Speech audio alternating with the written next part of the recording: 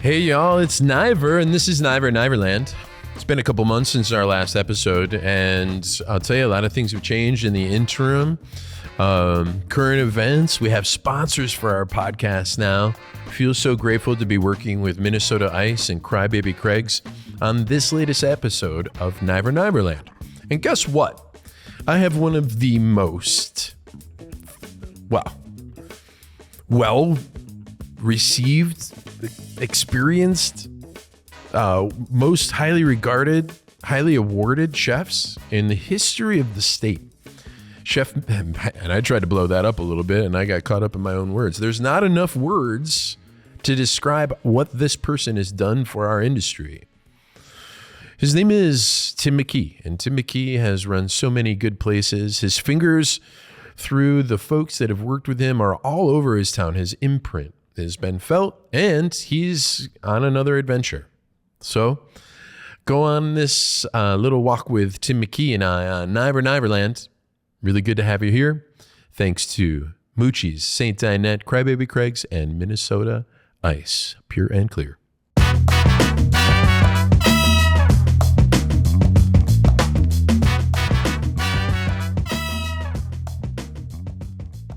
Well, I mean, you know, when you're talking about bad habits, you know, the restaurant business is a perfect place to start. You know, I mean, at one point, it's part of the energy of working in a restaurant with you know, a variety of different personalities and easy access to bad ideas, and when I was younger, that was part of the energy. That was the fun of it. But you know, over the years, I've seen so many things go wrong. I mean, it's really troubling to me to kind of scroll through my phone and see all the people that aren't around anymore that you know, I used to talk to. Yeah, well, I mean, it is a group, or has been. Yeah. Or has evolved into a different type of group, but it has always been those who were somehow misplaced or misunderstood, or right, you know, and we were somehow, even in the front and the back of the house, somehow similar in that way, you know, the introvert side, the extrovert side, and somehow we all blend together. And you know, that is I think that's exactly what you said. Part of the energy of the whole business is these personalities colliding, and like creativity is like, you know, depending on your environment, creativity is working its way through here. And I mean, there's an energy around that. People who care about it. It's funny. One of the early lessons, I guess, at D'Amico Cucina, this was, I think I might have been the chef or I might have been the sous chef at the time. But there was a woman who I learned a lot from, Cecilia Shaw, and she had worked all over the place, had good positions, and she was a prep cook for us. And I remember one time just asking her, you know, well, you're better than everyone in the kitchen. Don't you want to do more? And she says, absolutely not. You know, she's done all that. She doesn't want to do it again. And really, the point that got to me, that made me think, and she says, you know, Tim, chefs are just losers with talent. You know? And there's a lot to that. It's you know, the professionalism in the profession has definitely grown somewhat, but I mean, it's still kind of a pirate occupation. You know, it's you know, hard to keep everyone on the right track. Absolutely.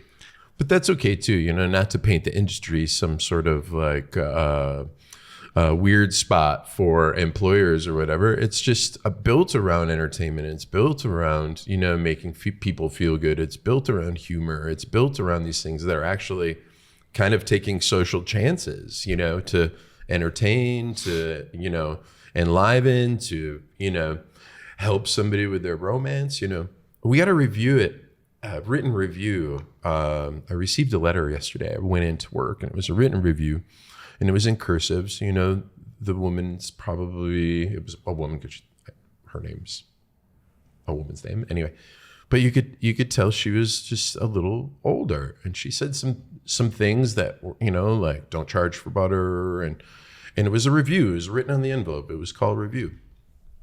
The generations have just changed so much, like I understand why that person's perception has to be important to me, even though it wasn't like a perfect thing, right? We have to move along. We have to accept what's happening now with this next generation moving through. The people that we worked with 15 years ago and the people that we hire now are completely different. Oh, amazingly so. And so we have advanced. And that's one of the things I want to talk. That's where I would not want it to seem like, hey, maybe yesteryear was a little bit more murky and we were learning.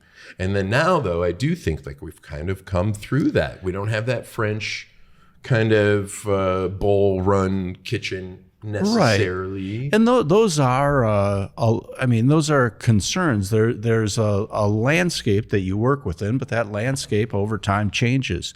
And La Belle Vie is a perfect example. And you mentioned things like don't charge for butter, don't charge for bread. There are certain things that are kind of ingrained in people's minds that this is how it needs to be. And, the restaurant scene right now doesn't remotely resemble the restaurant scene 20 years ago. You look at what was considered necessary to operate a restaurant, and those rules are out the window in a lot of ways. But in some people's minds, there's still necessities, even though they're never going to be necessities again. Yeah. The bread's a perfect example. Here's something when we work on razor thin margins. I think people have an overblown idea of what the financial direction restaurants operate under. And, it's not pretty. We're here, and sometimes you get lucky. Most of the time you don't get lucky. Most of the time it's blood, sweat, and tears. And, something as fundamental as bread on the table. Well, that's $2.50 minimum that you're giving away. $2.50 it doesn't seem like very much. $2.50 times 150 people a night. That's a number. And you don't really get that back. That means you have to get that money from other places. Yeah. In the past 3-4 years, the biggest change in the market that I've seen is the labor situation. And pretty reliably throughout my entire career, I've been able to run more or less about a 30% labor. So, a third of every dollar that's spent. Yes and no, but so about a third of every dollar that's spent in any one of my restaurants goes to the staff. That dynamic has changed dramatically pretty much since COVID. And it's not getting better. And it's also something that I feel is the right direction for the employees. They badly needed a better compensation structure all along. But when you're running a restaurant and you only have a couple percentage points to stay in the black, it's really hard to all of a sudden try and give everybody a 10% raise, even though this is your family and you want to take care of them. They're the whole reason you're able to operate. And how do you make a better compensation structure? Well, that was a question for a long time, and then it was made for us. People aren't going to work unless you're paying them better. So you pay them better. In the past few years, I've written, a half dozen business plans. And, the old math of 30% does not work anymore. And that means it has to come, you're going to have to pay more. And it wasn't just, a percentage or two more. It was 10% more, 8% at best. And that's a giant number. To put it in perspective, out of all the restaurants of my own that I've run, the best percentage I've ever hit, and only for a little bit of time, was about 12%. And so if you take 8% right off the top, 4%, and that's if everything goes well, it's not worth it. So you have to find a way to allocate your money differently. You have to, something has to go. And well, there's only so much you can't stop spending what you have to spend for it to happen, right? Like food costs have gone up, labor costs, absolutely. So say one of my places has, the goal used to be 10% management labor. And most places are rolling at 20 now. So even the management side of things is gone up. There's nowhere to look. Like you can't cut back. And then if you're in St. Paul, say we have 2 more years of $1 increases for half the staff, which would be the minimum wage employees, which are the servers. They get 2 more raises. And so for me, I'm like, I'm not sure how labor goes down. Like we should, if we can keep labor at this number for the next 2 years, we might be okay. But labor doesn't necessarily look like it's going down. It's going well, to go the up. only way to drive labor down is to have less hours. And, less hours has an impact on what you're able to do. And, And level of service and what you have to. One of the things that I've had frustrations, it's changing now, but frustrations post-COVID is that there's been a lot of restaurants, a lot of people doing good things, but not a lot of people taking real chances on what they're doing. Not a lot of people really pushing cuisine forward. And while I like a burger and a fried chicken sandwich and a pizza and pasta as much as everyone else, it seems like those are all the things I sell. Be careful. That's because those are what people readily want. Yeah, more often. And with every restaurant that I've done, I've tried to create an opportunity for people to kind of expand their horizons to some. And, every restaurant I've opened was with the express idea that there's a need for this cuisine that's not reflected in this market. And, I love travel. It's my favorite thing. And if I can give people the idea to benefit from my travels, I'm also kind of a cookbook nerd, and I've read a lot of books. I have a ridiculous amount, but I've heard about your library. They're all kind of entry points into an expanded idea of what cuisine can be, and I really value that. That gets a little esoteric sometimes, and it's not the burger that everyone is coming out for. And it's so we're all shooting at the same target culinarily a lot. We talk about that, how that can get really boring. Right, right. Even in my own cuisine, like I know the chefs don't want to cook my mom's recipes all their culinary lives, so they have to be able to find the seasons. They have to be able to have a reason within that cuisine to keep it interesting for them. But as a city, kind of finding a real culinary direction, and I think we're seeing maybe a couple openings like you're talking about, people who have refined. I definitely feel so. It was pretty staid for a long time for the past couple of years, and now people are starting to get more comfortable with the economy, more comfortable with the direction of the restaurants. You're able to get help. 2 years ago, it was pulling teeth to find any employees. That's softened a bit. It's still difficult. It's always been difficult in the business, but now if you're paying correctly, you're able to find those It feels like a those real employees. investment. It feels like a real investment. I believe, A big difference that I've seen, it used to be the chefs and cooks that you'd find at high-end restaurants were killers. They were so good. They had so much experience. Their skill set was amazing. There are those people out there, but not in the same way. It feels like there's a more temporary approach to, say, working in a kitchen. It doesn't as much seem like this is going to be my career. But that said, it was never supposed to be my career. Yeah. I always felt like, some of the separation in the pay gap was that, chefs, should they be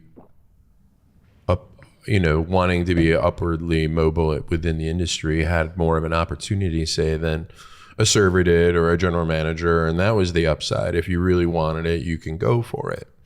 Whereas a server, cool, that's great. They'll have to make the switch and get into management, but they don't get necessarily what was happening the last 20 years is that rush to the chef and the personality of the chef. Right. And that, so I feel like that upwardly mobile scenario gave chefs like a leg up on, say, front of the house opportunities or whatever. And maybe that doesn't explain the entire gap, but that certainly was, kind of where people were when I was coming up, or maybe where you were coming up. Like everybody wanted the James Beard, everybody wanted this, like maybe that was just where we were in our level, but people were really, really trying to go for those things. Right. And I see a little bit less drive towards that. And I understand it, and maybe a little bit more drive of kind of like having a life tape. To that point, when I was when I was a line cook at Azure, one of the D'Amico partners restaurants in Gavaday. You loved that place. It was you said amazing. It was like one of your favorites ever. Well, also, it was the first time I'd ever experienced cuisine. I've done cooking prior to that, but it was never anything. Is that Kuchide? It was J Sparks. J Sparks. Yeah, and it was at Azure. I was kind of, I was grousing because here I'm busting my ass and making at that time about $9.50 an hour. Sweet. And I would watch the servers come in for their 4 or 5 hour shift and leave with $400, and it crushed me. It was demoralizing, and I was complaining to one of my server friends, and she just said, "Tim, right now I'm at the very top of my game. There's nowhere up. And this is it for me. You have endless opportunities, quit your bitching, So I didn't think your story was going to back up what I said. No, absolutely. I mean, it's maybe a it's thing. not like that anymore. Pay is a little bit more even, and there's more a lot systems out there that are assisting and getting that equilibrium better set for today. Right. But I mean, ultimately, another argument to that is, well, Tim, do you want to go talk to the tables? I say that all the time. And cooks are cooks because they do not want to do that. They can see that shit from back there behind the line. They don't want to go interact. There's different personalities. Feel free if you're in the back of the house. You want to start serving. Let me know. Come on through. I'll get you in an apron in the front, and we'll work it out. I'll walk you through. Tim, you're on Niverland. I didn't introduce the show. We just started talking. We talked about some stuff that we're not going to have in the show, but I have to announce the show, Niverland. I don't know. Matt always knows what the episodes are. I do not know what episode this is, but this is Niverland. I'm with Tim McKee of a lot of places and some more to come, and it's really nice to have you, Tim. Thank you. I'm excited to be here. I had to do the introduction. I have, sorry to interrupt the conversation. I'll find my way back. I have sponsors now. Oh yeah, Isn't that Look fucking at you. cool? Big shot. Big freaking shot, man. I have Minnesota Ice. You know those guys, Eric Eastman and Robbie? Do you like them? Are they okay? They're my favorite. Are they? Go, An endorsement. Damn, this is cool. Go check my freezer sometime. But this is it. I didn't understand how they could change the game, but they did, and we just started talking. So Minnesota Ice is with us, helping me produce this show. It's really fucking cool. And then Crybaby Craig's, Sam, and I'm sorry if you have had to hang out with them late night. I know that you probably have some stories you're like quietly. Not too much, a little, but anyway, so Crybaby Craig's is, another. They're in the retail side of things, and I bumped into them at a couple of different events, and they're doing really well for themselves, and they really support other small businesses, and they do a lot for the community. And they're like, "Hey, man, we're gonna help you out and sponsor your podcast." So I had to mention those two things. Perfect. So is that smooth or is that cheesy? Did I do okay? Do you think I represented them well? But also both of those, they're in the the restaurant, every event they're there. Yes. And they're with us. It's really true. Like I said, Robbie mentioned to me that he was going to make ice, like, I don't know, 8 years ago. And I'm like, okay, I just didn't get it, but I really do now. And all the other things that they're able to innovate with, this is not part of the ad, but all the things they're able to innovate with, the sculpture and the mazes and all the things that they take chances on, it's really fucking cool. And now they're moving. They're like moving. Yeah. It's really good to see. All right. So we went from what it is to pay for labor now to the new level of a new level of interesting ways to have to operate and charge people for things, and how this industry has morphed over the last 18 to 20 years. And we were talking about some of the newer places. I think places that are opening now, like you said, we've been able to see a little bit of equilibrium. The economy somehow is hung in here, apparently, for some people. And we're now starting to see things pick back up a little bit in terms of level. Other people, you have a lot of people talk about legacy with you a lot. There's a lot of people out there that have been affected by your career, helped by your career. But we see some of Gavin's legacy out here with Adam and his family and that group. You got Adam Ritter taking care of that stuff over there. You got Diane Mua opening Diane's place. How do you forget that name? And so it's just really interesting to see how far they're going. And I can tell with Diane, and there was a shot, she put out a little shot of her, like the prep, her mise, and everything was just labeled and stacked perfectly. And, that kind of mindset I think is really cool for today, because you have people coming in today with these more well-defined ideas of what labor is going to be. You can set your prices as, you're not changing and trying to adapt so much as you're starting now. And it feels like a clean slate. I'm thinking that this is a really good time to keep an eye on the level that people are doing and hopefully separate themselves culinarily from the things that we've seen in the past. And Kim, still pushing, finding her way through. And Ahmed, these people are badass and they're pushing so fucking hard right now. It's inspiring to me. Because I'm not looking to open. I'm looking to, we're in our 9th year here at St. Dinette, and I don't know what I'm looking to do, but they're in growth mode, and I'm in okay, what's happening mode still. Good for them. I think you mentioned earlier about how 20 years ago everything came from kind of the French canon culinarily, and it really excites me. And, one of the first time I ever really got interested in cuisine was at Azur. And one of the probably most formative things for me culinarily was we would have these staff meetings, kitchen meetings. Every I think it was Friday, we would do this platter kind of family style dinner. and we would focus on different areas of our culinary region, which was Southwest France and the Mediterranean. And at that time, it wasn't just hop on the internet and find all you need to know about Portuguese cooking. It was, you would have to go to the library and check out the one book by Jane Aul that they had on Portuguese. Who was the author? Jane Aul. She, you would look at that book to learn maybe some ideas about what Portuguese cooking was not all about, but point you in the direction. Yeah.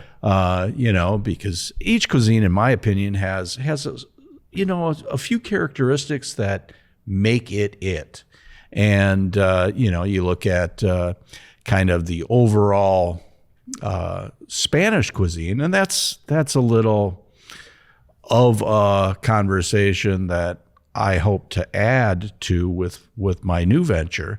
It's people have kind of a rough understanding of the regionality of maybe French cuisine or Italian cuisine. I don't think people have an understanding of the regionality of Spanish cuisine. I don't think people have much of an understanding of Spanish cuisine, period. But the regionality is certainly it's crazy. more of a cloudy view. Yeah. But so cool. So we see these other openings coming through, and there's this really nice nature about like a lot of these openings, and people are pushing it. Even Jorge, I mean, his flavors are so intensely his and so uniquely his, and he's got such a straight voice with his type of food. I love it. But you're moving into, like you say, a new culinary region again here. Sure. For the city, and I love that. I spent time in Spain. And a lot of time. Where about? Valladolid. Yeah. And so I was there for almost 10 months. Awesome. And then in the early 90s. Yeah. I saw the Dream Team play and the Olympics and stuff. I was over there. And the World's Fair year too. It was the best year ever to be there. And so crazy good over there, Tim. Yeah. I just love the Spanish food. Obviously, I've been a fan for a long time. Solera was one version, from one direction. That project mostly revolved around the food of Barcelona, but kind of took in Catalonia. the entirety of Spain, bits and pieces. Yeah. But this time I'm kind of focusing more from the north. The Basque country, Bilbao, Pamplona, San Sebastian, Santander, and all that. Yeah. Yeah. And I'm just really excited. And there's different aspects of the cuisine that I'm really focusing on. One is there's a fair amount, I don't know necessarily, but for me, impactful examples of cooking on live charcoal. And I'm really going to focus on that. A couple of the best restaurants in the world actually are those kind of restaurants. They're both 1-star Michelin. Echtabari is one that I think is amazing. And then also Elcano. And both of them, they're not super refined, although they've become more refined over the years. But really, they started out as just kind of grill restaurants. And Elcano is known for cooking whole turbo over charcoal. And, it's a lot of places do that now, but really that's where it started for that. And you can't replace the flavor from the original place. You can't change that where they are and the way they get their turbo out of the bay. But they've been, one, their access to the turbo, it's right there. Yeah. And two, they've been doing this literally for generations. Yeah. And that has a big impact. With Echtabari, it's a little different. He's kind of elevated it quite a bit. Yeah, taking it to another level. Cooks almost everything over charcoal, including caviar. So it's really kind of interesting. So one of the things, and after I sent you a list of things to discuss so that you'd had an idea that I wasn't going to attack you with my questions or whatever, which I totally understand. So one of the questions, or one of the things I was really interested in that we're touching on now, is that you also have a love for Japan. And I feel like Japan and the Basque region share a lot of similarities, say culturally, even some physical landscape type similarities. Some of the products they're pulling out of their waters are very similar. And I know that, that studious side of you, I love the idea that, and I think Eshibari is literally looking at some of that Japanese fusion, which I've been reading now that I was kind of investigating where you're maybe going. I do feel like there's a lot of similarities in the cuisines, and also a lot of differences. But one of the things that's really interesting to me about the kind of Basque culture is one, the language is the oldest spoken language there is. And, so they have really strong ties to tradition, but they're also a very progressive culture. Just to focus on culinarily, they have the highest concentration of Michelin stars per capita in the world. They're like 19 in places. I think there's 19 or 20 with a star right now. There's maybe more. 33, 23 restaurants, 33 total stars in that little area. Yeah. And this is not a expansive area. It's relatively small, but hard to kind of even get to. It was kind of the culinary center of Spain in kind of the 90s and 2000s, with Arzac and Azurmendi and places like that. But also, now that I mentioned Azurmendi, they also, they now have restaurants in Tokyo, and it's so this is again. Thanks for opening this up to me. Now, I've read that there's numerous Basque restaurants now in, say, Tokyo, like you say, more in the city setting. And it's curious to me because these restaurants are focusing on specifically Basque cuisine, not Galician, not Catalan, not Valencian. Mm-hmm. It's Basque, which is really probably not the most common Spanish cuisine, but there's a lot of interesting things to it. So you see pretty much all over the major cities in Asia. You'll see Basque restaurants. Hong Kong has some exceptional ones. Singapore does. Jakarta does. So it's cool. It's really, really interesting to see that. If I'm searching kind of for background on Basque restaurants, the United States, there's very, very few examples.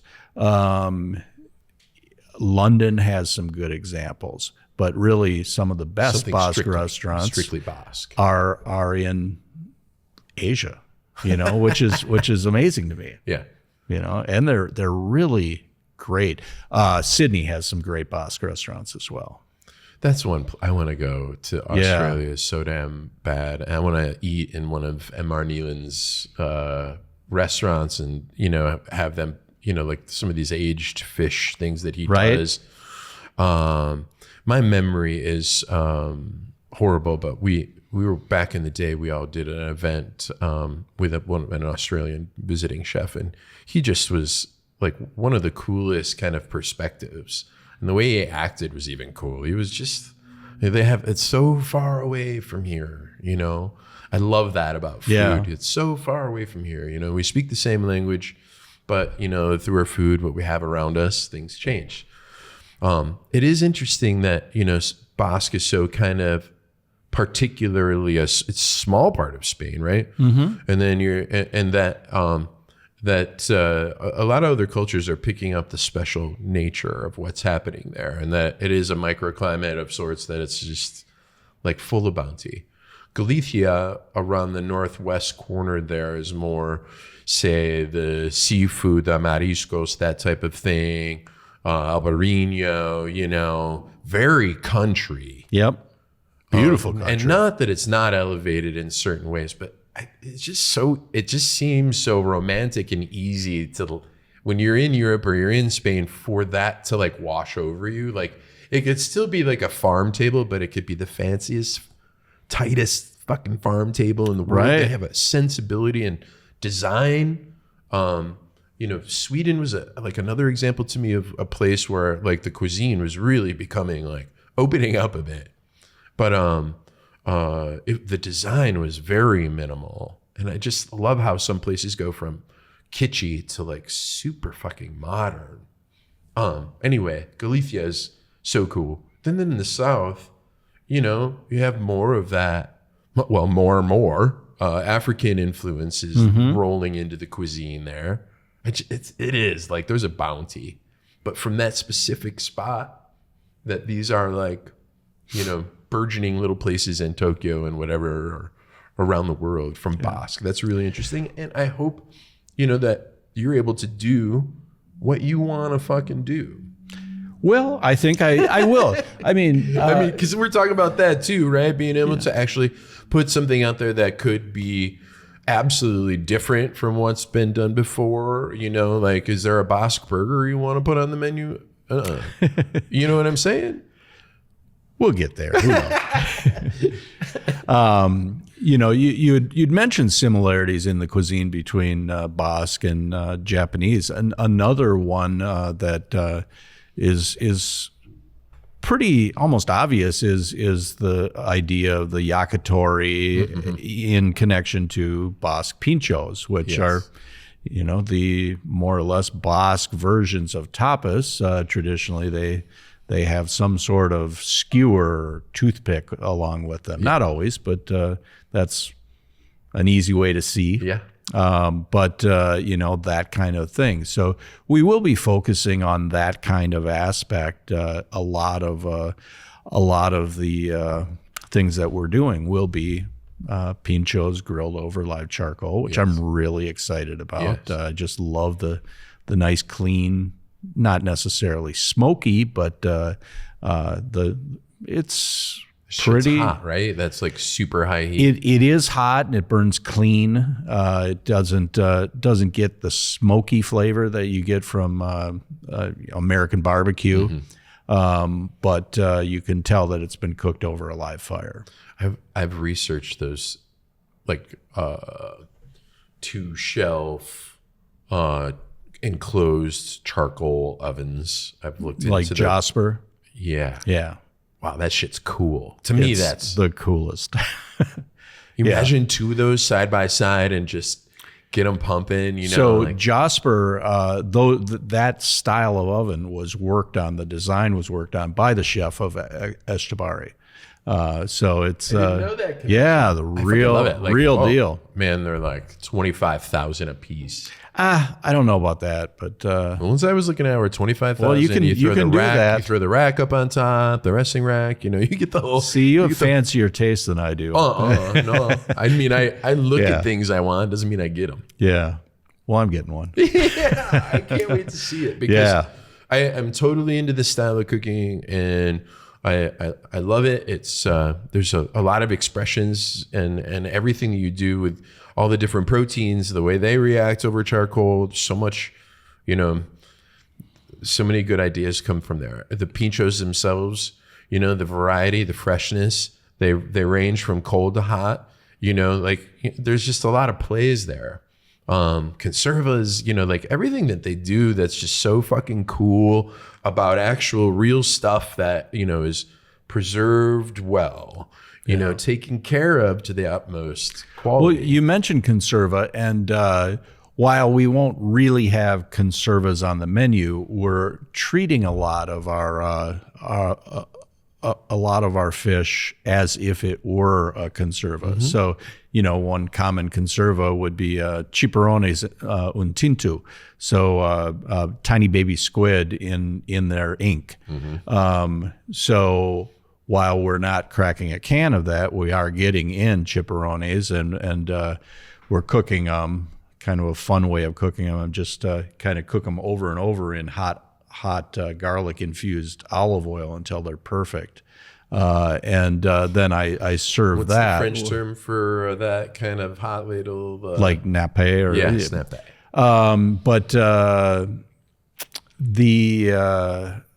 a lot of the treatment for kind of our raw things, our oysters will be our ciperones.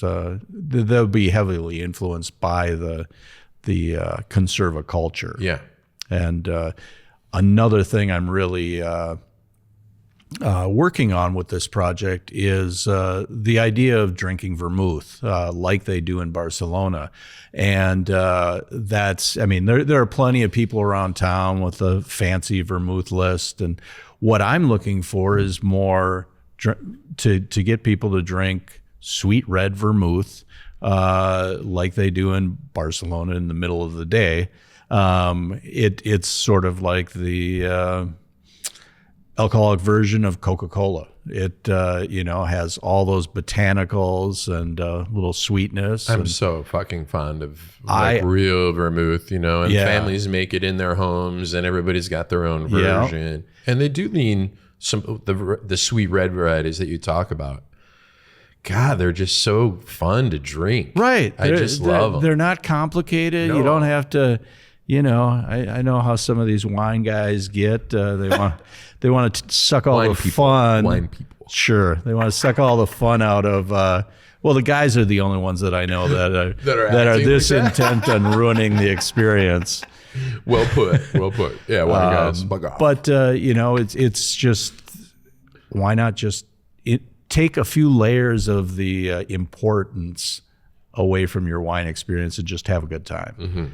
And that's really what happens in Barcelona with the vermouth. And another thing that I'm really excited about in that vein is the idea of La Hora de Vermouth, where it's kind of a happy hour, except for them it happens at about 11 o'clock. But I love that part of the culture. Yeah. But you just have sweet red vermouth with salty things, with potato chips, with conserva, and olives. It's so much fun. So Spain, when I lived there, it is probably what solidified the fact that I wanted to be in the business. I don't think I really, really knew, but when I came home from Spain, it was such a cultural, I just learned so much. It opened up my entire world. And you just start to appreciate. Unfortunately, I wasn't old enough to really, really understand where I was, but still, it was a long freaking time ago, man. And the idea of smoking a cigar at a bullfight and drinking, whatever I was drinking that day, I forget, but it was that aroma, like just the way that culture hits you. I love it, and I also love the energy. We used to talk about, when I lived there, we used to talk about what zone we were going to go to with zonas, because you would go from one zona to the other zona, and in this place, there were 5 different kinds of places, and they all had a different specialty. They weren't trying to cannibalize. They were trying to add to the fun. So one was a vermuteria, one was a chupiteria, which is like a place where you do like super sugary shots. One's this kind of sweets, just desserts or whatever. And another one's like stand-up peanuts at the bar, like real quick, no seats at all, skinny. You walk in, there's just 10 people available at once, And then when you were done there, I was like, vámonos. And then you sing a song on the way over, walking over to the next zona, right? North Loop is as close as we get to something like that. Right. And I think, what's the location of the hotel? You know where Porzana is? Yes. Right kitty corner from there. There's Beautiful. 4 historic buildings from the 1880s that they're rehabbing. It'll be part of a new boutique hotel project with about 125 rooms. I'll have the restaurant. There'll also be a basement bar and a bakery and rooftop restaurant, and not rooftop, but 6th floor restaurant. So you're running the whole deal. I'll do all the food. Yeah. So it's a big project. I mean, kind of in scope, it's the biggest I've done in that kind of thing. I mean, working for Parasoli, that was a little different, but there's a different support structure. Yeah. So, this will be kind of a fun project. Yeah. Is it, and again, stop me where I might ask a question that is too probing. Is this something where you feel like you've set up an employment agreement, or like are you owning it? Is it? I'm a partner in the project. Okay, cool. Yeah. And I like to know that because certainly like other partners want their people to have skin in the game and like be involved. Also, you have to take on risk anytime you open something up. And, right.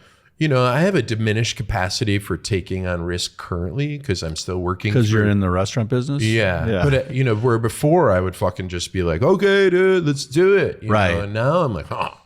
Yeah. I mean, that is a big concern. And, God knows I've taken my lumps. And it's a hard thing to be just infinitely proud of what you're doing and it be a colossal struggle. And that's a hard dynamic to deal with. Yeah. But it's part of the reality of being in the restaurant business. Yeah. You get to do fun things, but it's not easy. No, I'm like blessed, and I'm so glad that I kind of don't work for anybody, and all at the same time, grass looks greener. You got out for a little bit, right? You got out of the biz? Well, no. I mean, I got out from the day-to-day. Yeah. And just kind of, it wasn't what I wanted to do. And, Did you think it was? No. Oh. But, you pivot, you do things, you find a way. And for me, that way was kind of transitioning to consulting, which is a different thing. But really the day-to-day restaurant is what I really get excited about. Is your wife excited about it? Well, that's a hard thing. I mean, because it requires a lot of work. I mean, for the past couple of years, I've been around all the time, which is a transition. I mean, all my career, as long as Amy and I have known each other, I have not been around. I've been working always. And, She didn't like you at home? Well, it takes some hard. adaptation, it's not the usual, but, also it meant, while I was doing consulting, it was always, this is not what I'm meant to be doing. And really consulting, while I'm accomplishing things, I'm not accomplishing the direction that I want to.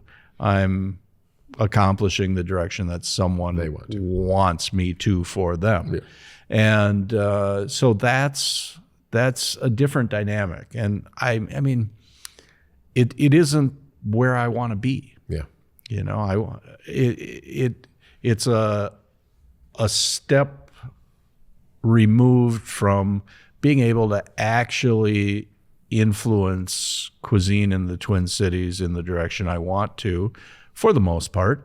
And it also does nothing to really promote the idea of hospitality. That piece is whoever the client is, it's their responsibility. I can set up the matrix, but then they have to carry it forward, and that's always, that's always up in the air. It depends on how dedicated they are to what they are paying me to do. Yeah. You know, so that's always a little bit of a cool thing to hear this, Tim, because, you know, like you say, you've taken your lumps. You know, I wrote down here, I might be looking for advice for, this is just an extra note that I might be looking for advice from you. Because, you know, like as you get along in your career, you have to make certain decisions. To me, I'm loving hearing where you're at, because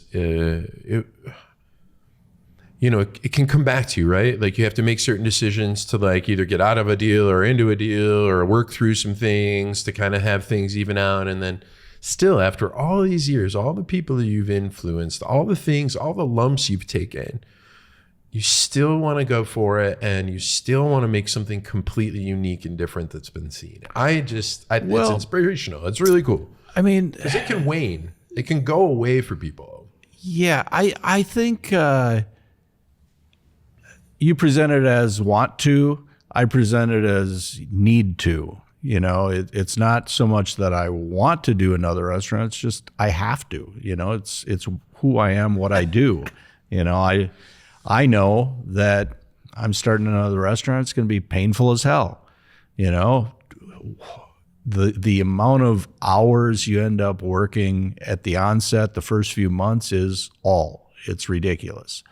But you need to do that to make sure that the pieces are headed the right direction and are more than likely going to stay in place. Yeah. If you just phone it in, it's going to unravel and it'll be a nightmare. So, you know, there's nothing fun. Well, that's not true. It is fun opening restaurants, but it's a lot of damn work, and I don't know. There's so much that can be wrong, but at the end of the day, you're putting something out in the world, and I find a lot of value in that. It's fun, you know, to be able to influence the direction of cuisine in the Twin Cities is something that you can never not be grateful for. It's totally. It's pretty cool. So this leads me into, and I don't even know if I've talked about anything on the list. We have a couple things, but this has been great, Tim. So I have a couple quick things. Oh shit. I just lost my place again. We were just, where did you just live off, Tim? Where did you just say last? Remember? That opening a restaurant sucks a lot. Okay, so let's get back to opening a restaurant and how bad that sucks. No, I'm just kidding. Like, I just, again, want to relate to you that, you have influenced so many people. You have, and you see them extending and, what they're doing to the scene. And then, do you, just maybe quick, are you competitive? No, of course I am. Yeah. Okay, you're really competitive? Yeah. Yeah. And then, it depends on what you mean by competitive. I mean, you want to be the best? I will be the best. Okay. Yeah. So I mean, that's fucking cool. It's important to me. Yeah. If I'm able, I want to. But that said, I've never really felt that I'm competing against other restaurants necessarily. I'm more competing against the state of play within the restaurant business. I want to be the one that is really making a difference in cuisine in the Twin Cities. Mm-hmm. And that's always been the goal. And, it takes a lot of work and it has its rewards. This is what I was trying to get back to when I lost my place. How you consider what success is for you. Do you think you're successful now? It all depends on what matrix you're using. I feel that what I've really been intent on, very successful. What has always driven me was to improve the state of restaurants in the Twin Cities. And I feel like with Belle Vie, with Solera, with Mucci, with Barrio, with Sea Change, with Smallies, I mean, all of those have gone to kind of push the envelope a little bit. They introduced to the Twin Cities cuisines and styles that the area have never seen. So kind of a little educational piece there, but also to help people get excited about different culinary opportunities. And so in that regard, I feel like very successful. Good. You know, I've been listening to Rick Rubin and his hippy dippy book called The Creative Act, and there's a lot of this. When we put ourselves out there on a plate, it's your art, right? In a way, and not to sound cliche or cheesy about it, but you put something on a plate and you want it to be, like a viewpoint or from a place, not for somebody, but by use, so that piece of art comes out. If you're doing it for somebody else, you might lose yourself in it. But this idea of success is, his idea, or what he says about success, is it is success when you realize it.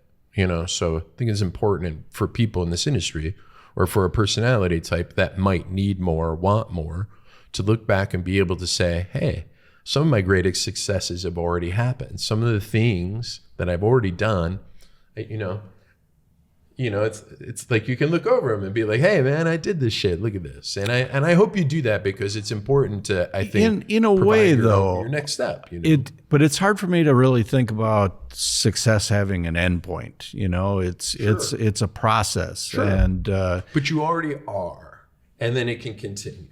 Right. I feel like the accomplishments that I've had in the Twin Cities, as far as the restaurants go, really resound. They've affected a lot of people, and I run into a lot of people. Oh, you cooked me the best meal of my life. And employees. Yeah, which really, the employees is probably the most.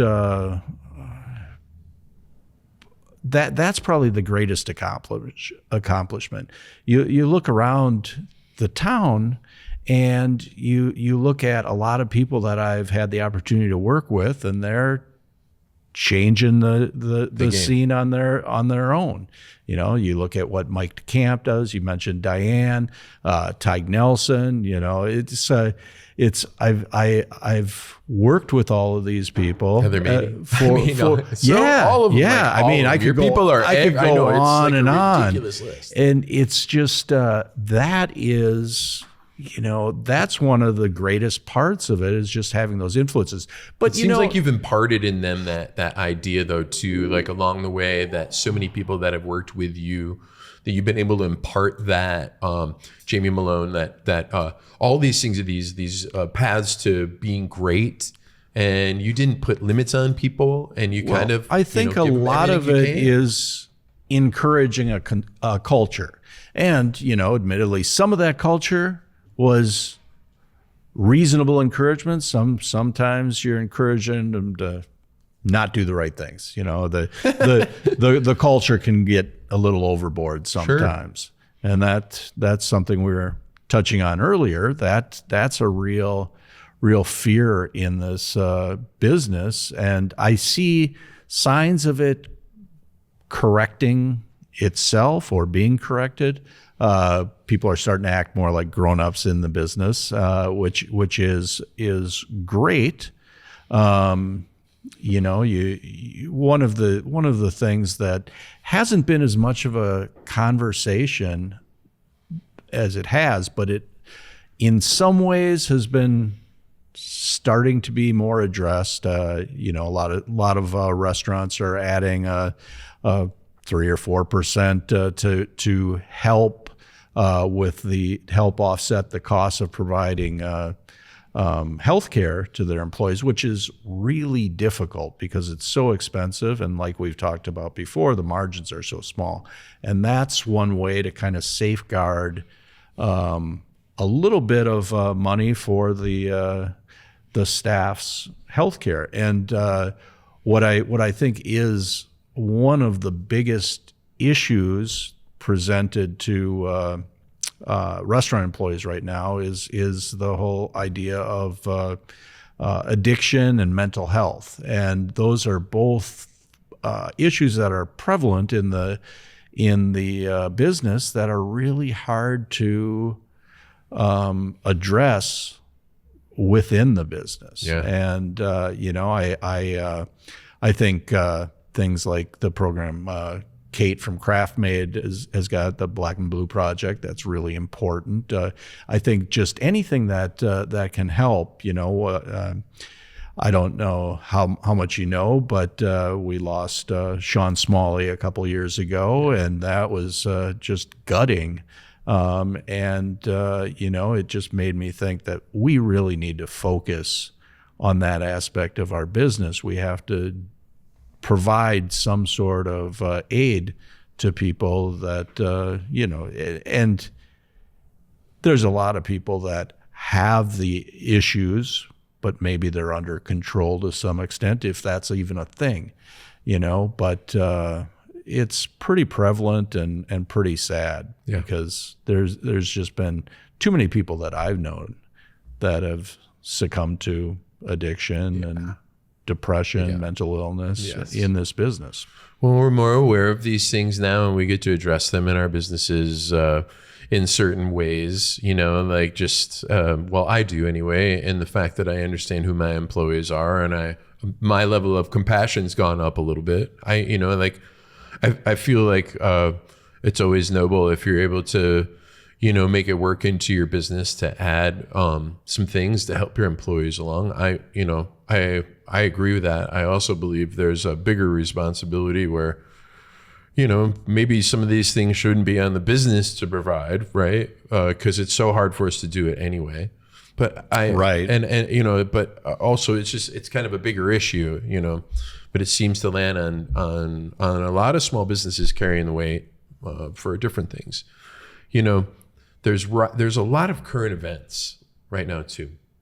There's a ride share debate, which is like a raging debate really, because we want people to get paid fairly, but we also need our disabled community to have access. We also need our guests to be able to let loose and get a safe ride home.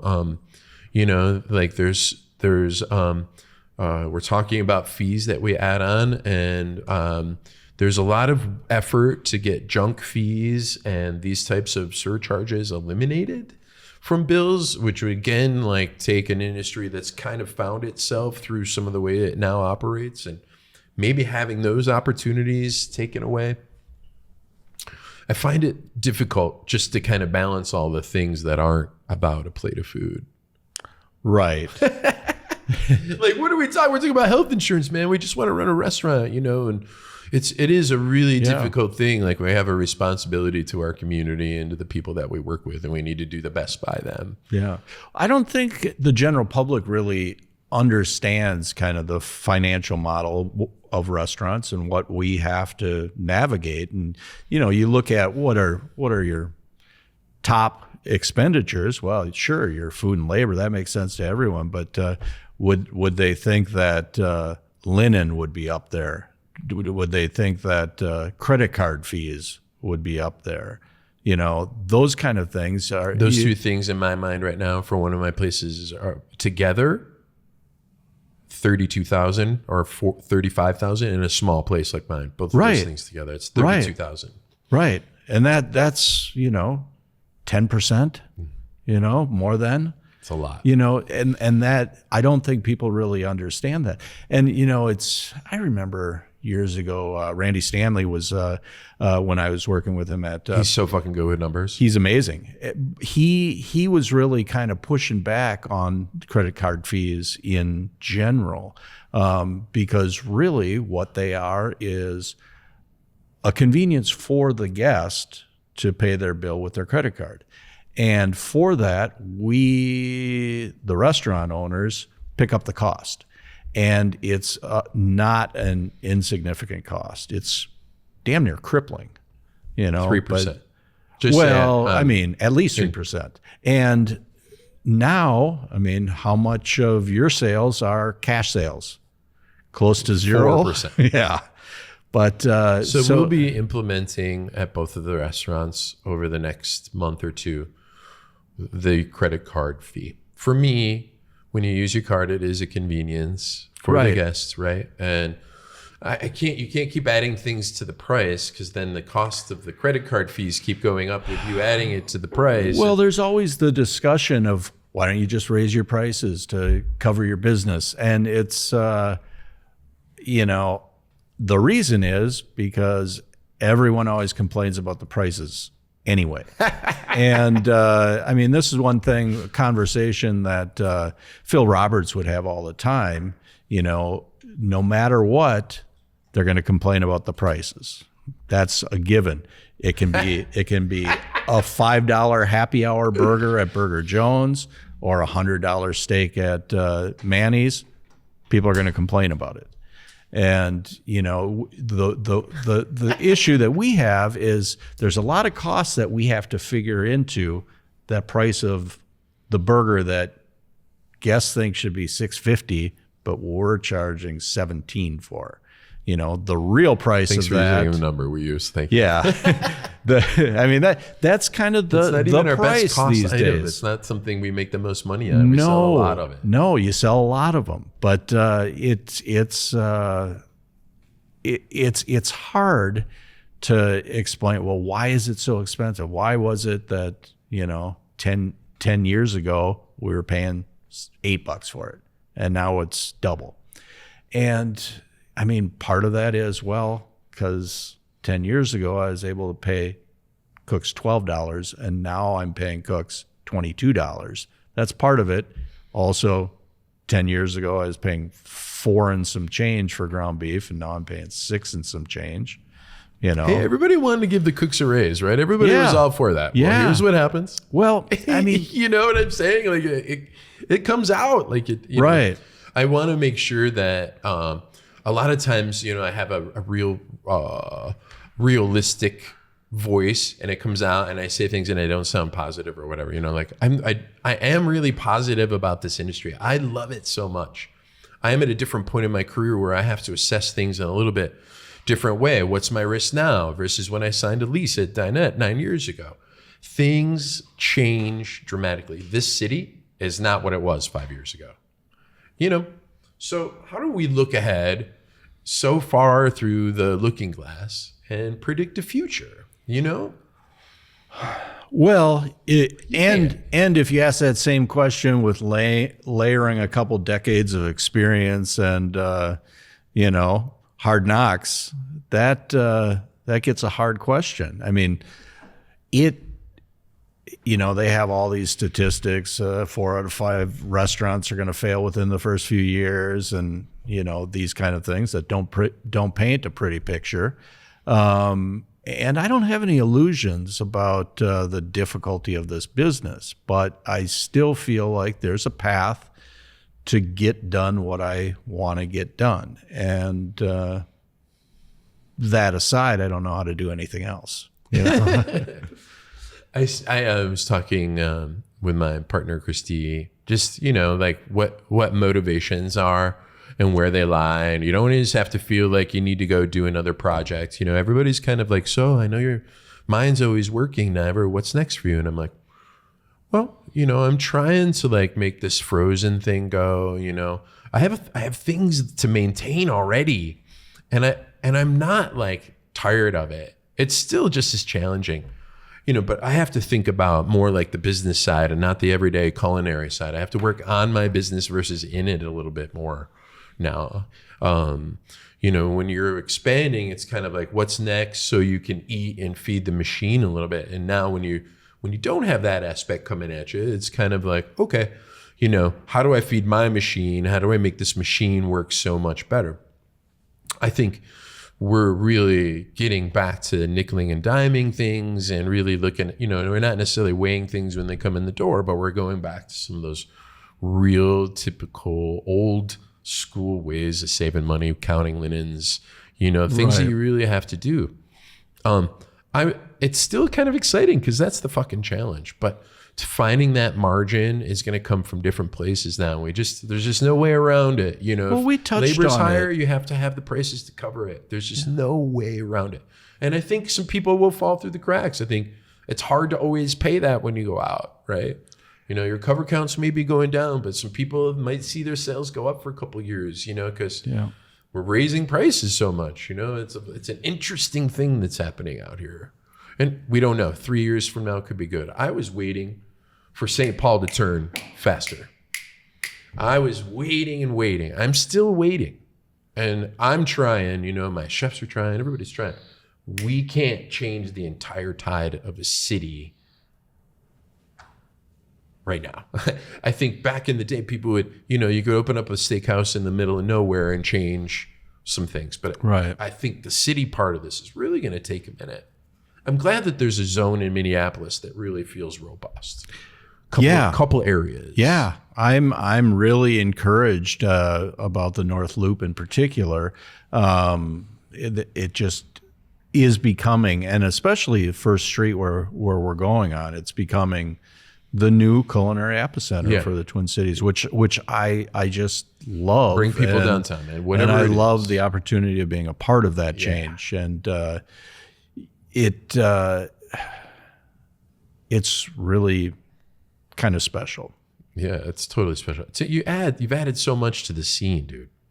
It's really special. And you know, I guess there's normally a part where I blow people up. One thing I want to go back to is you kind of attributed you know, a lot of the development, more personnel development in the Twin Cities to what I've done. And while there is that aspect, it kind of goes both ways on that. I've had the opportunity to work with some amazing people that helped me get to where I've got. And that can't be overlooked. Absolutely. And while there are a lot of people that have kind of come from my camp, the only reason I have a camp to come from is because of those people. Yeah. You know, I've had the opportunity to work with some amazing people, and absolutely they've helped me. They've helped me. Adam Eaton, Jacko Yanagi. They you know, push us forward. Heather Mady. These people have all made us better, supported us on our way through. Absolutely, can't do it without them. There's not one person who does this alone. There's not one person who does this alone. It's not possible. Right. It's not possible. And how lonely would that fucking be? Pretty fucking It's hard lonely. enough as it is. Yeah, because you can feel lonely when you're responsible for everything, you know, when you have somebody's livelihood, you know, that you're trying to take care of, and it's your own livelihood as well. There's, you know, a lot of livelihoods there, you know, and sometimes you have to take care of yourself first before the employee. You know, and sometimes you have to take care of the employee first all the time. You know what I mean? It's just like, it's such a weird way to like have to consider it. And, you know, running cash flow and like working out your day to day and looking at numbers and being like, oh, you know, whoa, can't wait for summer to pop. Let's go, you know. Right. But it's an exciting adventure, Tim. It is. Good. It's an exciting adventure, Tim. And I'm glad to be on it with you. You know, we've had we've been doing this in the same city for a lot of years. In a way, you know, I'm better because of people that you've trained, and knowing you and having you around in this environment is great. And that you're not that you left, but that you're coming back and doing something new and exciting and invigorating for yourself. I mean, that's great, and it, you know, kind of energizing me, man, because it's really good to have that vibe around. You know, we don't always hang with people that are out and growing. It's, you know, a smaller part of the population in the restaurant world. They're actually really doing things right now. There's, you know, a few openings, but I'm excited for you and what's coming, man. Thank you. Let's see. I wanted to bust Bill Somerville's balls a little bit, but there's really nothing. There's no reason to really do that. I mean, you know, just people who you're associated with that have like a life of their own within the city. Bill's another one in the front of the house that, you know, we don't have to elaborate, but that guy's just, you know, done a lot for the city in a lot of ways. Mike DeCamp's out there too, you know, and it's just great. I'm so excited that I got to work with Adam And I think you warned me about him a little bit. You said something, nothing crazy. But you're like, you're gonna have to keep an eye on that one for a little while or something like that. Yeah. Yeah. Because I don't recall that. When he worked at La Belle Vie, he always did a great thing. But everybody has a kind of a development arc, and he was. I don't know what exactly you said to me. It was never in a negative way. I think you were helping me understand, trying to help me understand Adam, and it took me a long time to. It took me a few years to, but he came here with so many good skills. And it was about me kind of taking over, right? I think there was like, in a way, it was like me taking over from you. And I think you just wanted to be like, this one, I already hired him. I already knew he was fucking good. Well, one of the things about the restaurant business is not every employee is the same. Everyone has what they add in different ways. Or gets them to do something, You spoke of Bill Somerville. He and I, would fight about different approaches, not physically. Does he have like a Kevlar turtleneck? Just joking. There was Johnny Michaels was a perfect example. Wow, yeah. What an amazing talent. He wasn't the easiest guy to manage, and that's putting it exceptionally mildly. He'd agree. But we would always, Bill was of the mind, I think, that people that make your life more difficult are people that should be removed from your life, which sounds good, but had I followed that advice, there wouldn't have been a Johnny Michaels, who I think was really important in making La Belle Vie what it was. There wouldn't have been a Mike DeCamp. Mike DeCamp was difficult to work with, but really worth it. Yeah, shocker. Surprise. Adrian Odom. I know Adrian. These were people that maybe weren't the easiest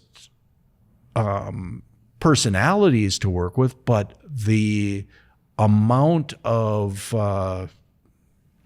direction and positive things that they put towards the business made that business what it was. Adrian Odom taught me so much how to be in control in a lot of ways. Right. And how to not take any shit. And it wasn't always... she was a really impressive human to work with. I really appreciate them very, very much. Right, but that's what I'm saying. They brought me a lot. The people that kind of are a little more difficult are probably the ones that you're going to gain the most from. There's a real return on those investments. Not just most of the time.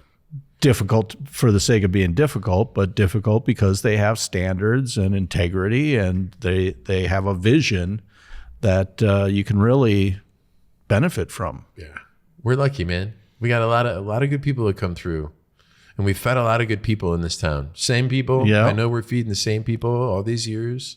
We share guests around here. I don't know. I'm happy to be at the table with you. Well, thank you. Yeah, man. Tim, anything else you want to talk about? Are you feeling good? I don't know. I don't either. Really, you've got. I don't know. I mean, the tiny list. But the list is. I think it was more about us just kind of chatting and making it feel good. I think we got to it, Tim. All right. Well, thank you. On Niverland with Niver. And all right. Dinette and Muccis and Crybaby Craig's and Minnesota Ice supporting the cause. There you go. Appreciate you, Tim. I really do. Thank you. Thanks a lot, man.